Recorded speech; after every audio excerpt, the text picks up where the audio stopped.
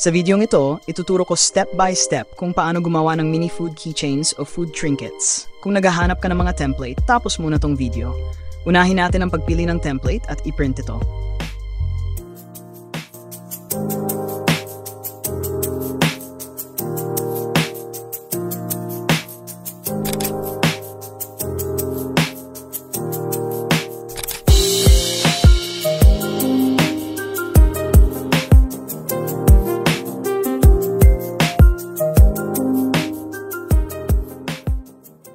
Kung mapapansin mo na may puting box sa gilid, may purpose yon. Huwag muna i-cut. Maglagay ka muna ng phototop.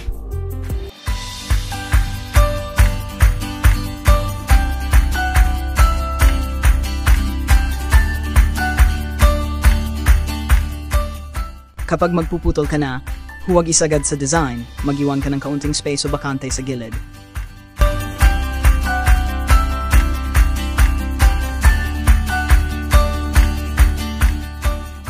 Primary crafting materials.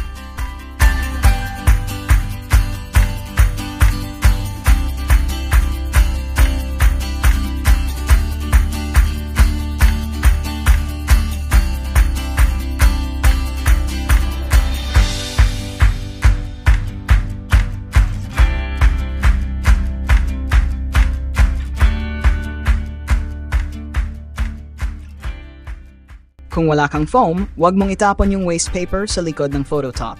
Iyon ang pwede mong i-cut at ilagay sa loob bilang filler.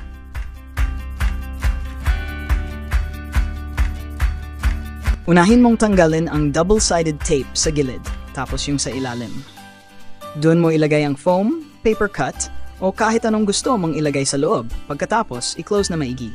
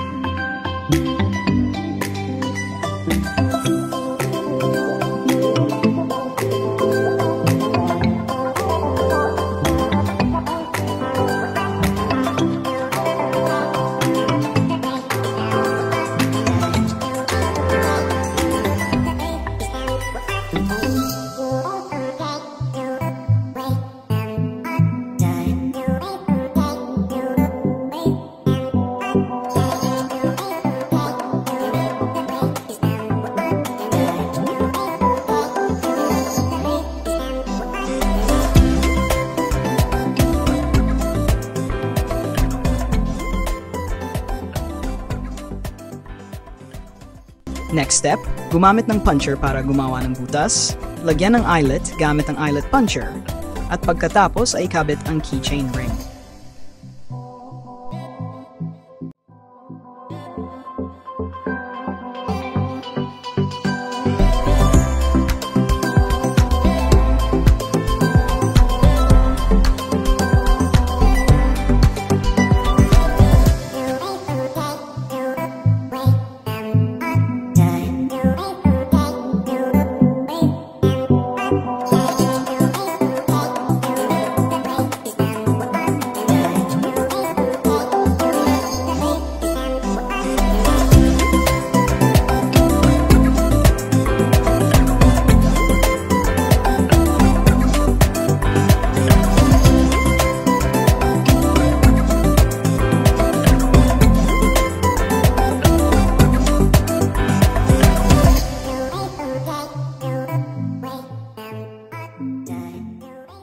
Ito ang dahilan kung bakit huwag mong isagad ang pag-cut sa template. Dahil dito tayo gagawa ng final cut, gumamit ka ng scissors o zigzag scissors para mas maganda ang finish.